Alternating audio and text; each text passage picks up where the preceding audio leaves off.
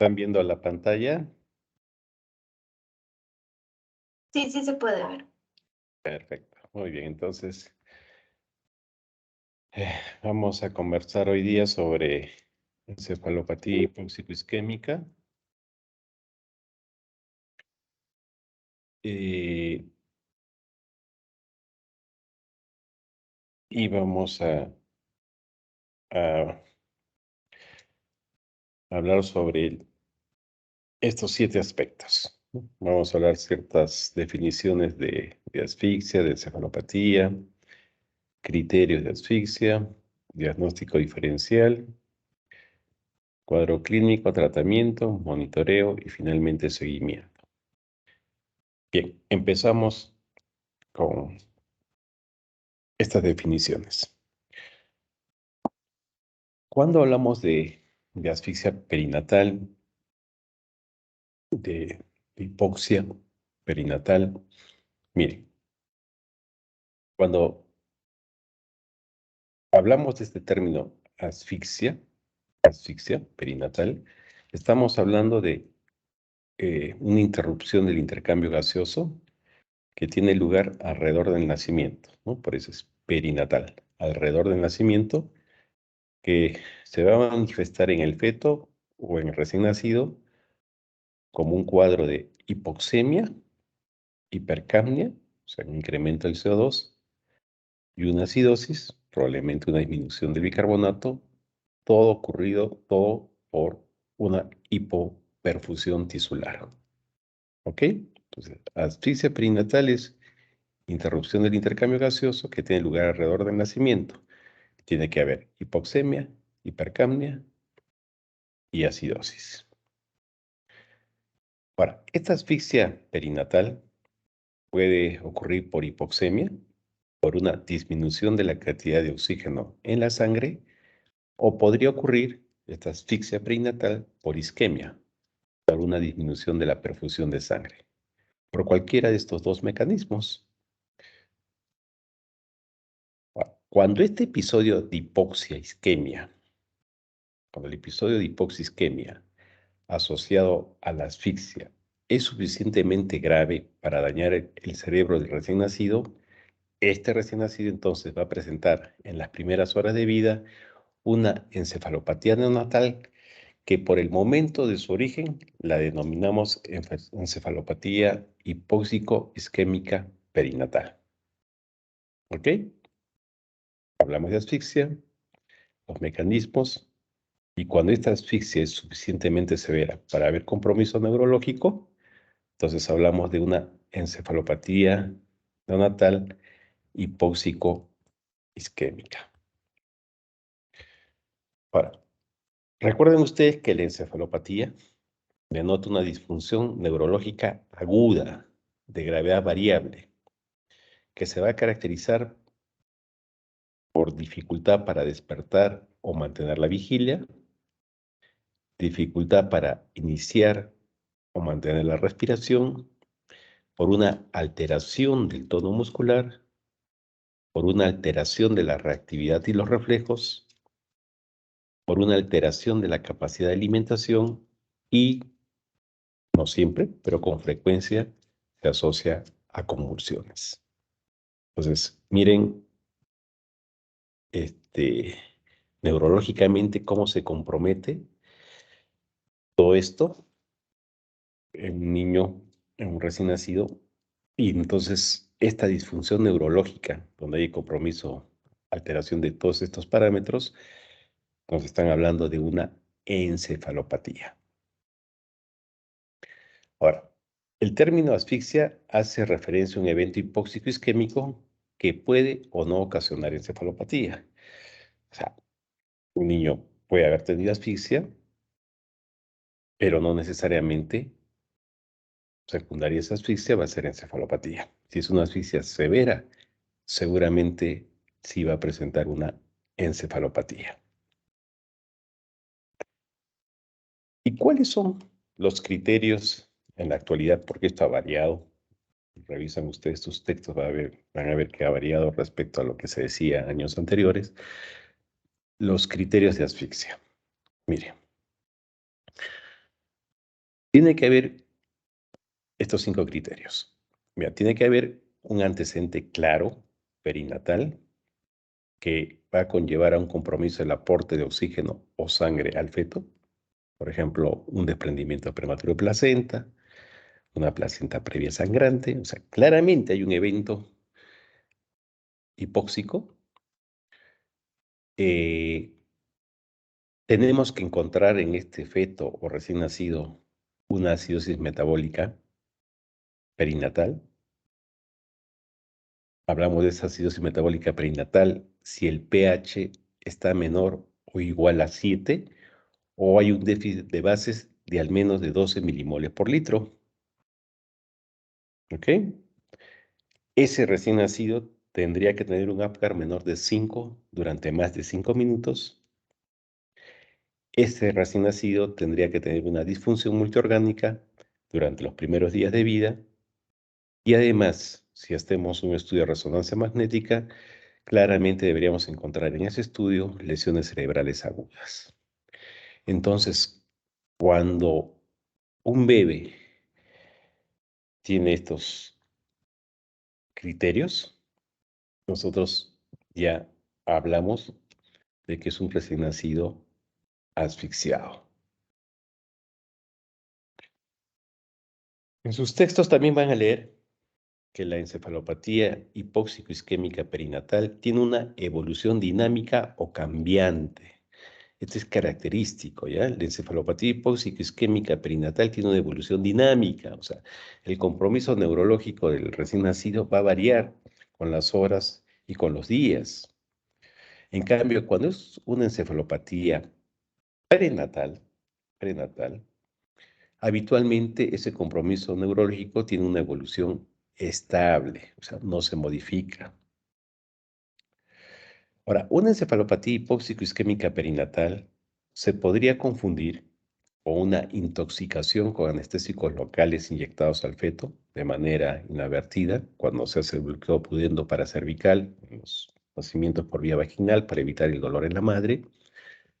También cuando hay una contaminación de los anestésicos locales durante la episiotomía, o también cuando hay un sangrado masivo subtentorial por osteodiastasis occipital tras un parto en algas dificultoso.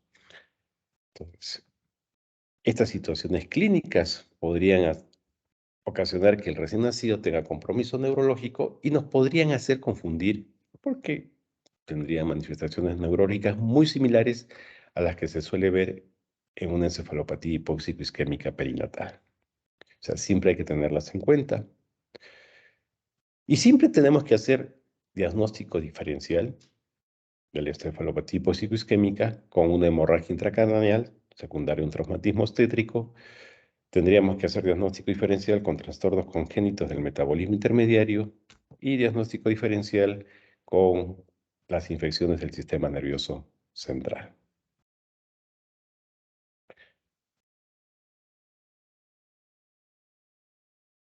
Diagnóstico diferencial. Acá, en esta tablita, tenemos 5 parámetros que nos van a ayudar a diferenciar si este recién nacido encefalopático es secundario a una encefalopatía hipóxico-isquémica, a una encefalopatía hemorrágica, a una encefalopatía metabólica, a una encefalopatía infecciosa. Lo que estaba conversando hace un rato, ¿no? Siempre tenemos que hacer diagnóstico diferencial. Mire, si consideramos antecedentes familiares en una encefalopatía hipóxico-isquémica, no va a haber ningún antecedente familiar de importancia, ¿no? O sea, eso no se hereda la encefalopatía hipóxico-isquémica. En cambio, en una encefalopatía hemorrágica, sí, podemos encontrar que la madre está en tratamiento con anticonvulsivales, ¿no? O sea, tratamiento anticonvulsivante. Podría ser portadora de una enfermedad hemorrágica. En una encefalopatía metabólica, o pudiese haber consanguinidad, pudiese haber el antecedente de hermanos anteriores fallecidos sin una causa clara. En una encefalopatía infecciosa, al igual que la encefalopatía hipóxico-isquémica, no hay un antecedente familiar de importancia, ¿no? Eso no se hereda. En antecedentes personales, un niño con encefalopatía hipóxico-isquémica Podríamos tener el antecedente que presentó distrés fetal, un parto distóxico, tuvo bajas puntuaciones de Apgar, cursó con acidemia, tuvo fracaso para iniciar respiraciones de manera espontánea. En una encefalopatía hemorrágica tenemos el antecedente ya personal de un parto distóxico, donde hubo un traumatismo obstétrico. En una encefalopatía metabólica tenemos el antecedente personal de que el bebé presentó convulsiones, sobre todo cuando hay una hiperglicinemia no cetóxica, y en la dependencia de piridioxina podemos tener el antecedente de que este niño, este recién nacido, presenta vómitos con pobre tolerancia oral. En una encefalopatía infecciosa podríamos tener el antecedente de que la madre es portadora del estreptococo de grupo B o tiene algún factor de riesgo de infección. Podría estar cursando con una ruptura de membranas, una coronoitis, una bacteremia. Examen físico. En una encefalopatía hipóxico-isquémica, mira, no tenemos nada, un hallazgo clínico específico que nos haga pensar en este problema hipóxico-isquémico. En una encefalopatía hemorrágica, sí, si de pronto encontramos petequias, equimosis, cefalohematoma, un hematoma subgaleal, hay sangrado umbilical y por venopunciones, bueno, podríamos pensar en la posibilidad de una encefalopatía hemorrágica. En la metabólica, si tiene este recién nacido rasgos dismórficos, o sea, cositas que nos llaman la atención en el examen clínico, es un niño que cursa con taquipnea, hipo o tiene una orina de color especial, sí, pues nos orientamos hacia una encefalopatía metabólica. Y en una encefalopatía infecciosa, al igual que la hipóxico isquémica, no hay ningún hallazgo clínico que nos haga, que nos oriente, eh, que nos haga pensar en una encefalopatía infecciosa. Disfunción neurológica. En encefalopatía hipóxico isquémica, esta disfunción neurológica está presente desde que nace. Eso es bien importante. Desde que nace el niño está con compromiso neurológico, ¿no? Y como les mencioné en las diapositivas anteriores, va a haber un trastorno de la alerta, va a haber un trastorno del tono, de la excitabilidad, pudiese presentar convulsiones. En una encefalopatía hemorrágica, la disfunción neurológica puede ser súbita o progresiva. En una encefalopatía metabólica, generalmente la disfunción neurológica es lenta y progresiva. Puede estar el niño primero letárgico, después entra un estupor, después entra un coma. Suele haber nistagmus, o fronterocular, o subclonus, convulsiones refractarias y mioclonías. Y en una encefalopatía infecciosa, la disfunción neurológica puede ser progresiva, rápida, o también puede ser una progresión lenta.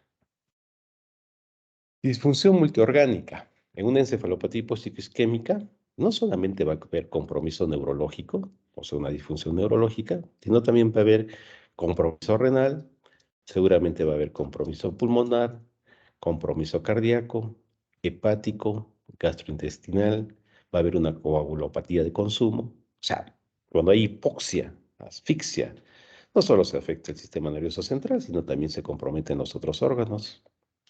En una encefalopatía hemorrágica, bueno, lo que pueden ver es una coagulopatía de consumo y una anemización rápida, pero no hay compromiso de otros órganos.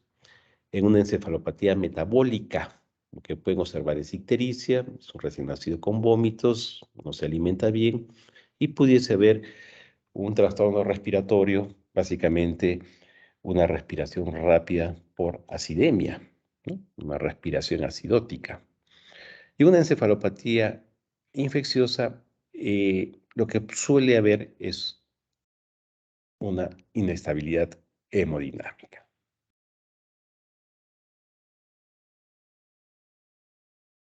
Mire, respecto a epidemiología, la Organización Mundial de la Salud reporta que el 25% de los recién nacidos, 25%, y un 8% de todas las muertes por debajo de 5 años se relacionan con asfixia alrededor del nacimiento. O sea, la asfixia es una patología prevalente. La encefalopatía hipóxico-isquémica moderada, más adelante les voy a dar los criterios para hablar de encefalopatía hispónica moderada, leve o severa, tiene un riesgo de muerte del 10% y un 30 a 40% riesgo de discapacidad. La encefalopatía hipóxico-isquémica grave tiene un riesgo de muerte del 60% y la gran mayoría, más del 90% de los que sobreviven a esta encefalopatía hipóxico-isquémica grave van a tener alguna discapacidad permanente.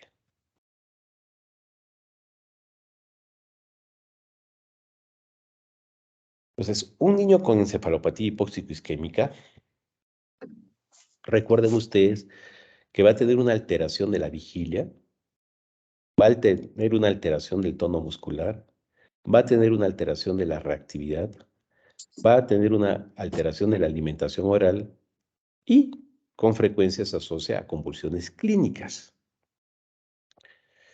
Cuando este recién nacido, que ha cursado con asfixia, tiene alteración de la capacidad para despertar y mantener la vigilia y además hay convulsiones, solamente la presencia de estos dos criterios nos establecen la presencia de una encefalopatía hipóxico-isquémica significativa, severa, importante. ¿Ok? Tengo un recién nacido asfixiado que tiene alteración de la capacidad para despertar, para mantener la vigilia, para mantenerse despierto y presenta convulsiones. Ya solo el hallazgo de estas dos características nos hace pensar que es un niño con encefalopatía hipóxico-isquémica severa. Recuerden esto, que ya se los he mencionado, el cuadro clínico de disfunción neurológica en la asfixia está presente en la encefalopatía hipóxico-isquémica, está presente desde que nace. No hay ningún periodo de tiempo libre de sintomatología clínica. Entonces, si ustedes tienen, no sé, les refieren a algún bebé y les comentan, este niño, mira, al inicio nació, neurológicamente estuvo bien y a las 6, 8 horas ya presentó compromiso neurológico. Solo este antecedente, si realmente es objetivo, esa observación fue realmente bien hecha, bueno, aleja la posibilidad de una encefalopatía hipóxico-isquémica, aleja la posibilidad de una encefalopatía secundaria a una asfixia, porque un niño con encefalopatía hipóxico-isquémica, desde que nace, tiene compromiso neurológico. Bueno, acá estas son otras estadísticas del doctor Sola. Nos dice que la encefalopatía hipóxico-isquémica leve no conlleva riesgo de mortalidad, ni tampoco de ninguna secuela moderada o severa. La encefalopatía hipóxico-isquémica moderada tiene una mortalidad del 3% y con un riesgo de minusvalía de un 25 a 45%, dependiendo de la serie que uno revisa.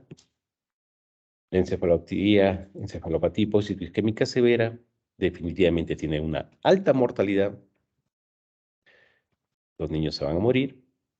Y los que sobreviven, miren, queda con secuelas neurológicas serias. Parálisis cerebral grave espástica o cinética, déficit cognitivo. ¿Cuál era la otra? Y epilepsia.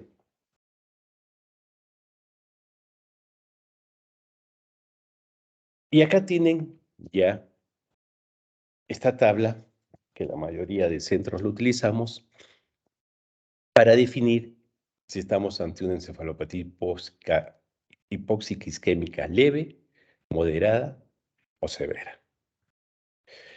Y para definir esto, tenemos criterios clínicos y criterios en el electroencefalograma. Miren, ¿qué criterios clínicos vamos a tomar en cuenta? El estado de alerta, tono muscular, respuesta motora, reactividad y la presencia o no de convulsiones. ¿Ya? Estos 5 criterios clínicos. Y los criterios del electroencefalograma va a ser el trazado, el ciclo vigilia-sueño y las crisis eléctricas. Bueno, para aquellos que no tienen un electroencefalograma, para estudiar al bebé, tendrán que tener en cuenta solo los criterios clínicos. Bien, alerta. En una encefalopatía leve, el niño va a estar alerta, no hay ninguna alteración en su estado de conciencia. El tono muscular sí podría estar hipotónico, que es lo habitual, o de pronto también podría haber cierto grado de hipertonía. Las respuestas motoras podrían ser normales o ligeramente disminuidas. La reactividad también podría estar normal o una discreta hiperexcitabilidad, sobre todo en los reflejos miotáticos.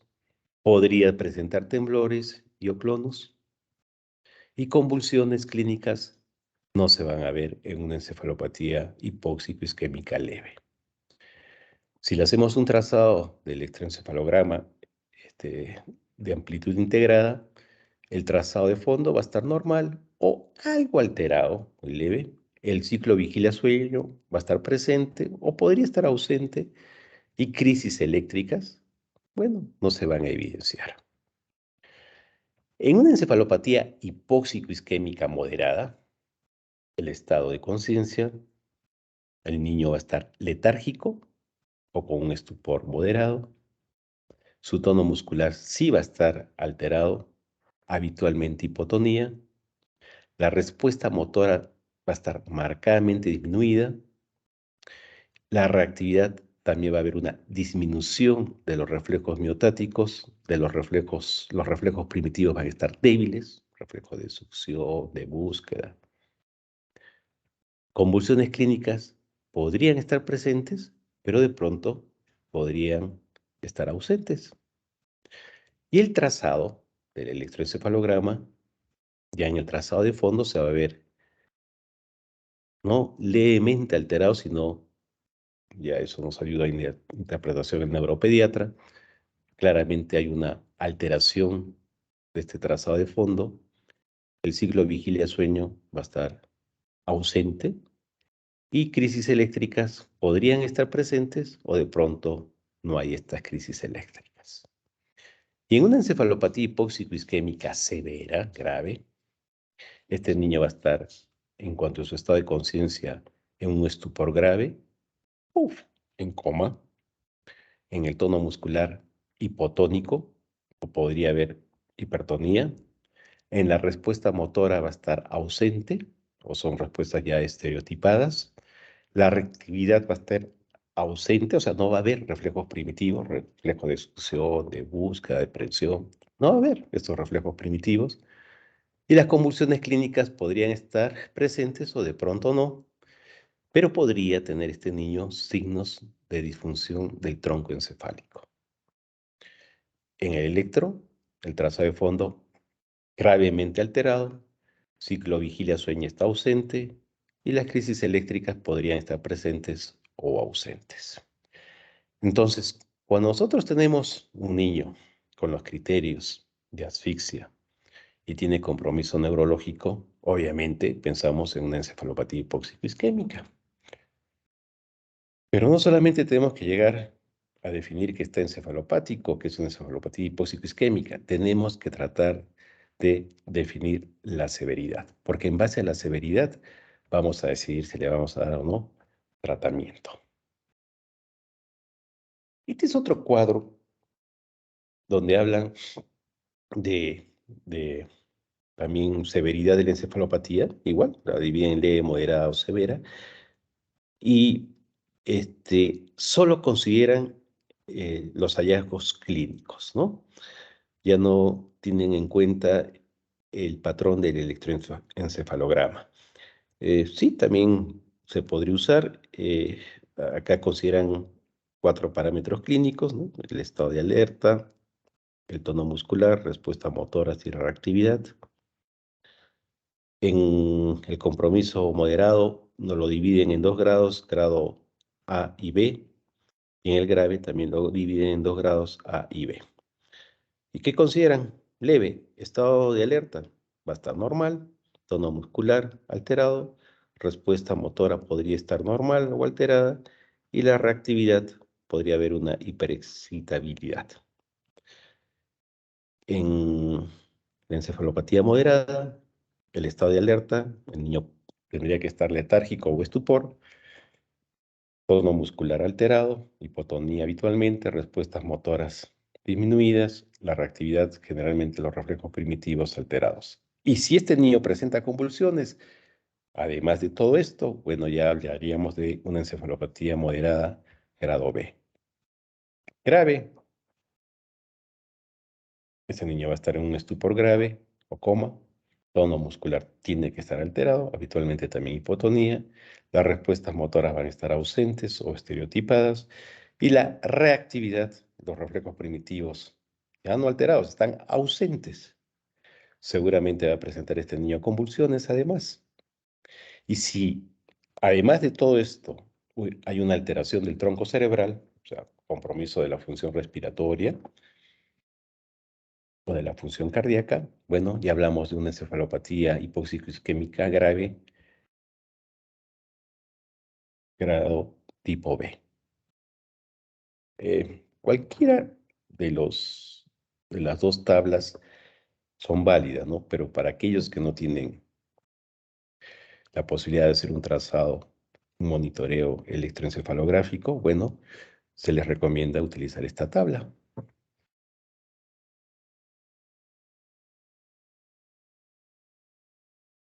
Y esto es importante recordar porque ahí se va a entender por qué en determinado periodo tenemos que hacer el tratamiento. Miren, cuando este niño cursa con asfixia, con una caída de la presión arterial de oxígeno, va a haber un cese del metabolismo oxidativo cerebral, que en sus textos van a leer que lo llaman fallo energético primario. Y luego de este fallo energético primario, hay una recuperación parcial del metabolismo oxidativo, de lo que llaman también fase latente. Luego de esta fase latente, pocas horas después se produce una depresión de los fosfatos de alta energía, seguida de aumento del pH intracelular, que es lo que llaman un fallo energético secundario o una fase demorada. Y ahí va a haber reacciones bioquímicas y moleculares en cascada y simultáneas que extienden y agravan el daño cerebral durante las horas siguientes. La intervención terapéutica va a tener realmente efectividad durante la fase latente. Y esa fase latente es lo que clínicamente llamamos el periodo de ventana terapéutica. Y ese periodo de ventana terapéutica no debería ser mayor de 6 a 8 horas. ¿Ok? Entonces, primero, fisiopatológicamente entramos en un fallo energético primario por esa caída de la presión arterial de oxígeno. De ahí tenemos una fase latente y de ahí entra una fase que le llaman demorada o también un fallo energético secundario, donde ya se produce una cascada inflamatoria irreversible. Entonces, ¿yo dónde podría intervenir para evitar daño neurológico ya irreversible? En la fase latente. Y esta fase, miren, dura de 6 a 8 horas.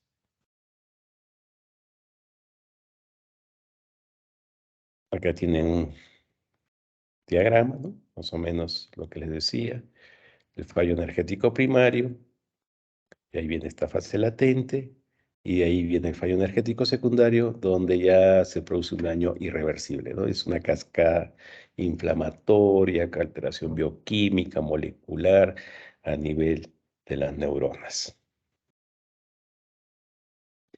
Entonces, teniendo conocimiento de estos aspectos fisiopatológicos, es que se le puede dar a estos niños con encefalopatía hipóxico-isquémica, estos niños con asfixia severa, se les puede dar un tratamiento. ¿Ya? Se ha visto que tras la agresión hipóxico-isquémica existe un periodo de tiempo durante el cual intervenciones terapéuticas pueden aminorar el daño cerebral. Es el periodo denominado ventana terapéutica y que ya les dije, probablemente no es más largo de 6 a 8 horas. ¿Y qué intervención terapéutica podríamos ofrecer a este recién nacido? Podemos ofrecerle la hipotermia terapéutica, que ya siglo XXI claramente ha demostrado ser una terapia eficaz y segura. Y es la única terapia neuroprotectora en la práctica clínica. Ustedes lean sus textos, lean sus revistas, se han intentado muchísimas drogas, muchísimas, ¿no?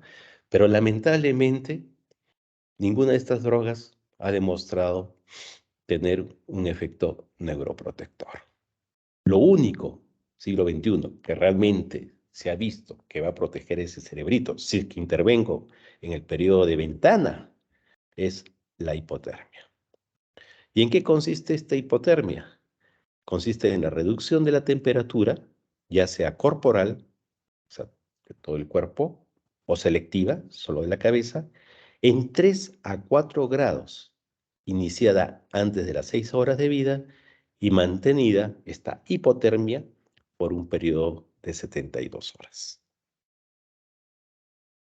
Esta terapia, la hipotermia terapéutica, es una terapia que debe ser aplicada en todos los pacientes que presenten encefalopatía hipóxico-isquémica moderada o encefalopatía hipóxico-isquémica grave.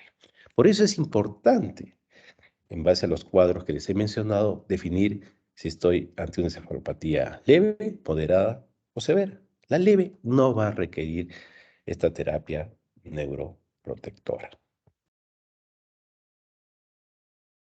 Pero tengo que definir la severidad de la encefalopatía rápidamente, ¿no? No puedo esperar 24, 48, a ver cómo evoluciona el doctor 72 horas, porque si no ya no tiene ninguna opción de tratamiento. Y mire, ¿y qué cosas, qué beneficios tiene esta hipotermia selectiva o corporal? Disminuye el gasto energético, al disminuir el metabolismo neuronal y el consumo de glucosa y oxígeno, ahorrando de este modo fosfatos de alta energía durante la isquemia o la hipoxisquemia. Reduce el edema vasogénico, la hemorragia y la infiltración de neutrófilos. Reduce la liberación de neurotransmisores excitatorios, limitando la acumulación de calcio intracelular, que es lo que nos produce daño. Disminuye la producción de radicales libres de oxígeno y de nitrógeno, protegiendo a las estructuras y organelas celulares de la agresión por los mismos. Especialmente importante la conservación de la integridad de las membranas y la actividad mitocondrial. Disminuye la inflamación mediante la inactivación parcial de las cascadas de las citoquinas proinflamatorias, factor de necrosis tumoral alfa, y activando las citoquinas antiinflamatorias, sobre todo interleuquina 10, mediante la activación de las vías supresoras. Entonces, todo esto definitivamente disminuye significativamente la actividad de las vías responsables de la muerte celular programada y por lo tanto del número de células muertas por apoptosis.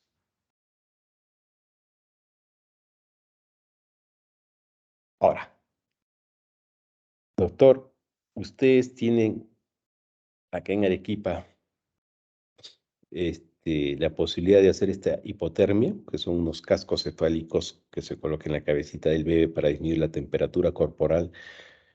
Miren, lamentablemente no lo tenemos. Deberíamos tenerlo, ¿no? Ya sea solicitado, porque los casos de asfixia, así como les he presentado las estadísticas, no es una patología poco frecuente. Han visto que es una patología relativamente frecuente y lamentablemente a estos niños que nacen asfixiados y que cursan con encefalopatía secundaria a esta asfixia, no tenemos nada que ofrecerles.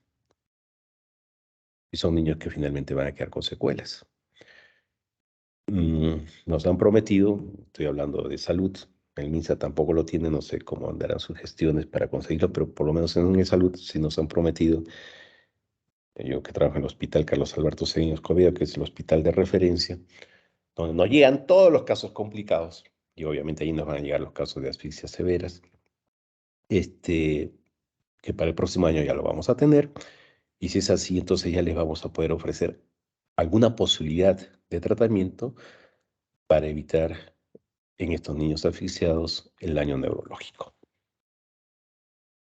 Bueno, estos niños con encefalopatía hipoxia-isquémica hay que monitorizarlos. Obviamente, lo ideal es tener un electroencefalograma de amplitud integrada. Y si no se tiene pues el electroencefalograma, el común, el habitual, que es el continuo o intermitente. Podríamos usar marcadores bioquímicos, la enolasa neuronal específica, la proteína S100B, la proteína fibrilar acídica de la glía, la creatininasa específica del cerebro. Estos son unos marcadores bioquímicos que los vamos a encontrar cuando un niño está con una encefalopatía hipoxia-isquémica.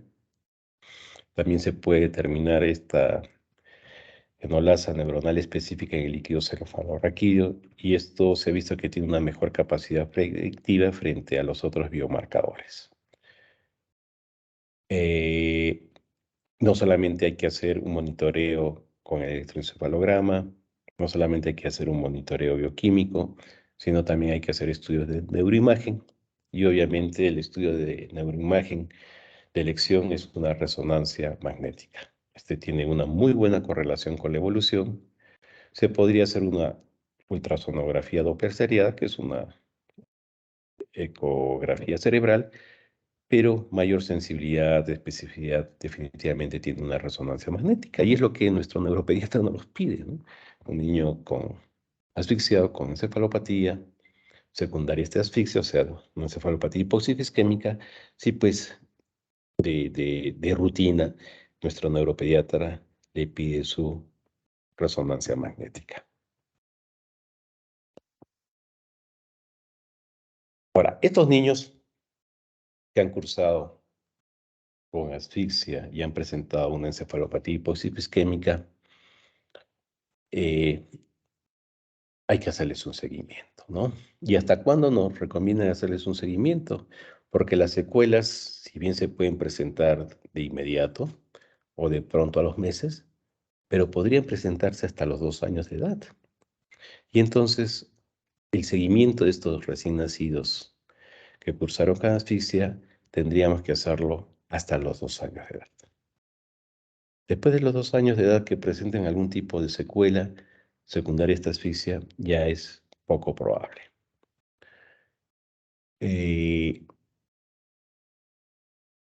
Miren, en las primeras horas de vida, la graduación de la gravedad, porque para eso nos sirven las tablitas que les he mencionado, junto con la evolución del trazado del electroencefalograma de amplitud integrada y de la clínica en los 2 a 3 días siguientes, saber cómo neurológicamente va en estas primeras 48 a 72 horas, aportan una información predictiva valiosa. ¿Mm?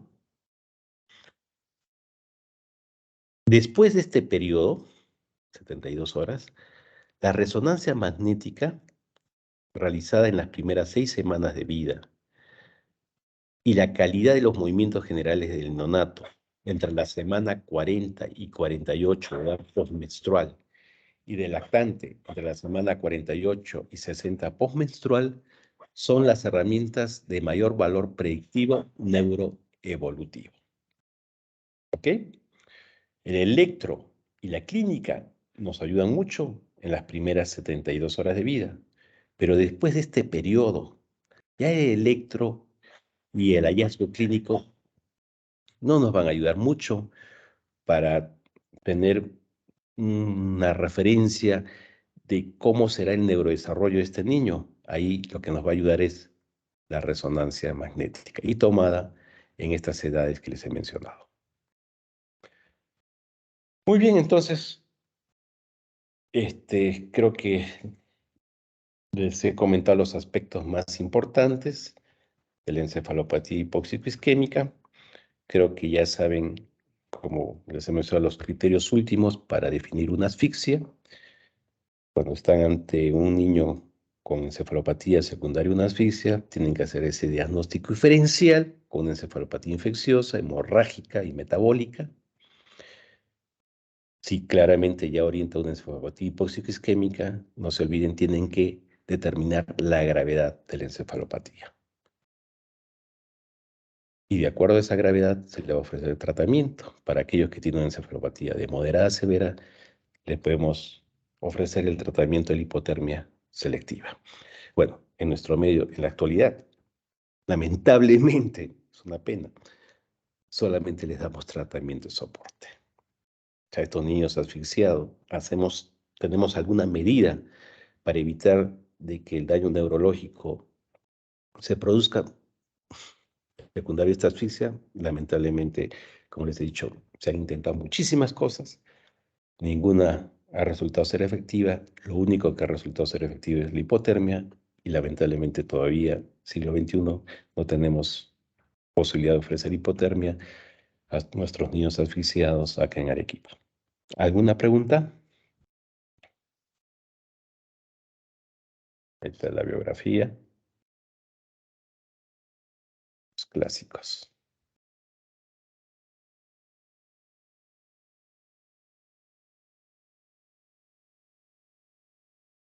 Muy bien.